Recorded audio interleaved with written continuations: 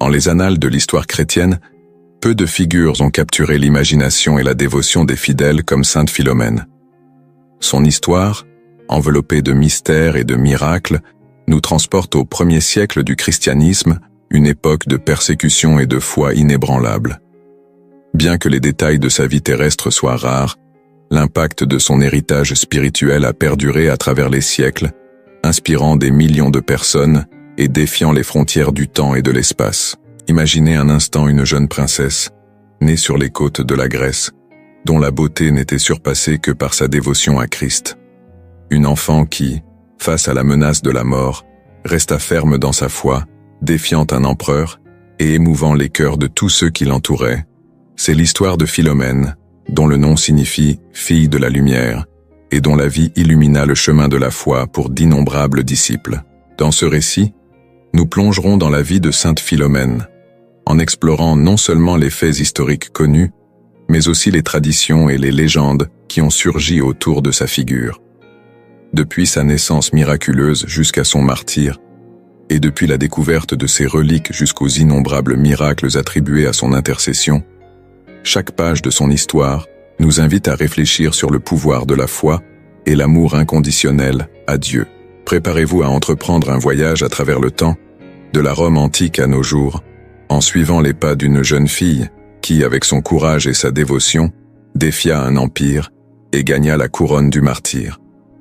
L'histoire de sainte Philomène est un témoignage que même dans les moments les plus sombres, la lumière de la foi peut briller avec une intensité capable de transformer des vies et de toucher les cœurs à travers les siècles.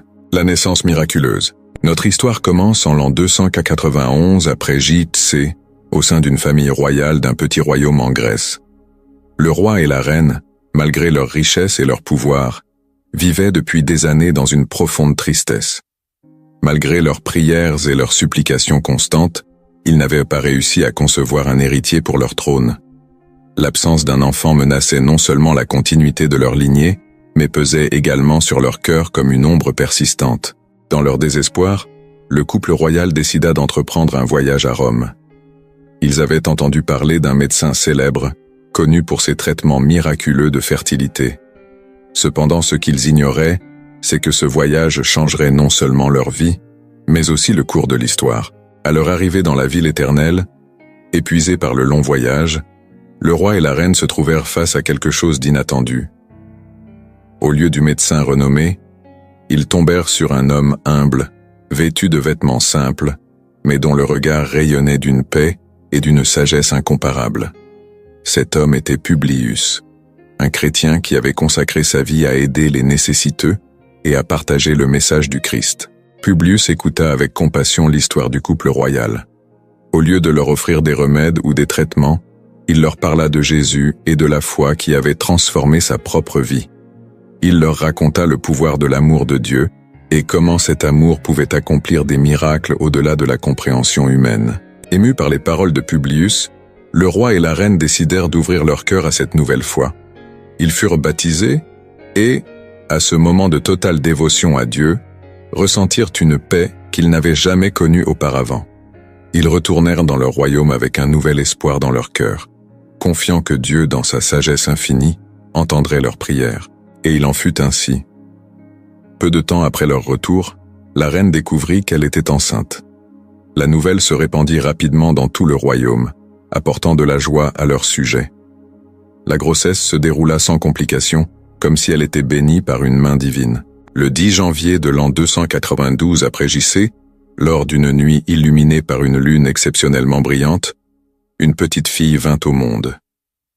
Au moment de sa naissance, il est dit qu'une lumière céleste inonda la chambre, et tous les présents ressentirent une sensation inexplicable de paix et de joie. La nouvelle-née, avec ses yeux brillants et son sourire radieux, semblait apporter avec elle une promesse d'espoir et d'amour. Le roi et la reine, reconnaissant pour ce miracle, décidèrent d'appeler leur fille Philomène, ce qui signifie « fille de la lumière ». Ce nom reflétait non seulement les circonstances miraculeuses de sa naissance, mais aussi le destin extraordinaire qui l'attendait. Dès ses premiers jours, Philomène montra une douceur et une bonté peu communes. Son rire mélodieux remplissait les couloirs du palais, et sa présence semblait illuminer même les jours les plus sombres. Au fur et à mesure qu'elle grandissait, son intelligence aiguisée et sa curiosité insatiable pour le monde qui l'entourait devinrent également évidentes. Mais ce qui attirait le plus l'attention de tous était sa profonde spiritualité. Dès son plus jeune âge, Philomène montrait une connexion spéciale avec le divin. Elle passait des heures dans les jardins du palais, conversant avec une présence invisible que seule elle semblait percevoir. Ses parents, se souvenant de leur propre conversion à Rome, reconnurent en ces moments la main de Dieu guidant leur fille. Au fur et à mesure que Philomène grandissait, sa beauté physique devenait de plus en plus évidente, rivalisant seulement avec la beauté de son âme. Cependant, à la différence de nombreuses princesses de son époque, Philomène ne se laissait pas emporter par la vanité. Son cœur était tourné vers des choses plus élevées, et son plus grand désir était d'en savoir plus sur le Dieu qui avait béni sa famille par sa naissance. Les années passèrent, et Philomène devint une jeune fille de 13 ans, âge auquel de nombreuses nobles de son temps étaient déjà promises en mariage. Mais le destin avait d'autres plans pour cette princesse grecque. Un voyage à Rome, la même ville où ses parents avaient trouvé la foi, était sur le point de changer le cours de sa vie pour toujours. La jeune Philomène ne savait pas que ce voyage l'amènerait à affronter des défis qui mettraient en sa foi et sa détermination à l'épreuve. Elle était sur le point de s'engager dans une aventure qui ferait d'elle l'une des saintes les plus vénérées de l'Église catholique, une lumière d'espoir pour des millions de fidèles à travers les siècles. Le voyage à Rome et la rencontre avec l'empereur. L'année 304 après JC marqua un tournant dans la vie de la jeune Philomène. Son père, le roi, se trouva impliqué dans un conflit politique avec l'empereur Dioclétien, connu pour sa cruelle persécution des chrétiens. Craignant pour la sécurité de son royaume, le monarque décida de se rendre à Rome pour négocier la paix, emmenant avec lui son épouse et sa précieuse fille. Le voyage vers la ville éternelle fut long et ardu. Tandis que le navire naviguait sur les eaux de la Méditerranée, Philomène passait des heures à contempler l'horizon, sentant dans son cœur que ce voyage changerait sa vie à jamais. Ses parents, inquiets de l'avenir incertain qui les attendait, trouvèrent du réconfort dans la sérénité et la confiance que leur fille rayonnait. À leur arrivée à Rome, la famille royale fut accueillie avec tous les honneurs dus à leur rang. La ville, avec ses imposants édifices et ses rues animées, était un spectacle qui subjugua la jeune princesse. Cependant, au milieu de la splendeur et de l'opulence, Philomène ne put s'empêcher de remarquer les signes de la persécution subie par les chrétiens. Des églises fermées, des symboles religieux détruits et une peur palpable parmi ceux qui partageaient sa foi. Le jour de l'audience avec l'empereur Dioclétien arriva rapidement. Le palais impérial avec ses marbres et son or était une démonstration du pouvoir et de la richesse de l'Empire romain. Philomène, vêtue de ses plus beaux atours, accompagna ses parents dans la salle du trône où l'empereur les attendait. Dioclétien, un homme à l'apparence imposante et au regard pénétrant, reçut la famille royale avec un mélange de courtoisie et de froideur calculée. Tandis qu'il écoutait les préoccupations du roi, ses yeux se posèrent sur Philomène. La beauté et la grâce de la jeune princesse ne passèrent pas inaperçues pour l'empereur, qui vit en elle une occasion de renforcer son pouvoir. Interrompant abruptement le roi, Dioclétien s'adressa directement à Philomène. « Jeune princesse, ta beauté est digne d'un empire. Je t'offre ma main en mariage. Unis, nous gouvernerons Rome et le monde connu. Ton père conservera son royaume, et ta famille jouira de ma protection. Que dis-tu à cette proposition ?» Un silence de plomb tomba sur la salle. Les parents de Philomène, surpris et craintifs, regardèrent leur fille, conscients que sa réponse déterminerait le destin de leur royaume. Tous les yeux étaient rivés sur la jeune princesse. Cependant, Philomène ne broncha pas.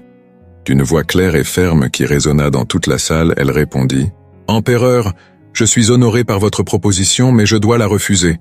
Mon cœur et ma vie appartiennent à Jésus-Christ, à qui j'ai juré une fidélité éternelle. Aucun royaume terrestre, aussi vaste soit-il, ne peut se comparer au royaume céleste auquel j'aspire. » Les paroles de Philomène tombèrent comme un coup de tonnerre dans la salle du trône. Le visage de Dioclétien se transforma, passant de la surprise à la colère en quelques secondes. Les courtisans retinrent leur souffle, anticipant la réaction de l'empereur. « Oses-tu me rejeter pour un Dieu crucifié ?» rugit Dioclétien. « Ne sais-tu pas que je peux détruire ta famille et ton royaume d'un seul ordre ?» Philomène, sans perdre sa contenance, répondit avec une sérénité qui contrastait avec la fureur de l'empereur. « Mon Seigneur Jésus-Christ est plus puissant que tout empereur terrestre. Il me donne la force d'affronter toute menace et la sagesse de choisir le bon chemin. Je n'ai pas peur de la mort, car je sais que la vie éternelle m'attend. » Le courage de Philomène laissa tout le monde stupéfait. Même ceux qui ne partageaient pas sa foi ne pouvaient s'empêcher d'admirer son courage. Dioclétien, cependant, vit dans ce refus un défi à son autorité qu'il ne pouvait tolérer. D'un geste de la main, l'empereur ordonna que Philomène soit emmenée dans les cachots du palais. Ses parents, désespérés, tentèrent d'intervenir, mais furent rapidement réduits au silence par les gardes impériaux. Alors qu'elle était conduite hors de la salle du trône, Philomène regarda ses parents avec un sourire rassurant. « N'ayez pas peur, leur dit-elle. Dieu est avec nous. Faites-lui confiance comme je le fais. » Ainsi commença le calvaire de Sainte Philomène. Enfermée dans les profondeurs du palais impérial, loin de sa famille et de tout ce qu'elle connaissait, la jeune princesse se retrouvait maintenant face à l'épreuve la plus dure de sa foi. Ce qui suivit fut une série de tourments et de miracles qui stupéfièrent le monde et scellèrent sa place dans l'histoire de l'Église. Mais même dans l'obscurité de sa cellule, Philomène garda vive la flamme de sa foi. Chaque nuit, elle priait non seulement pour sa libération, mais aussi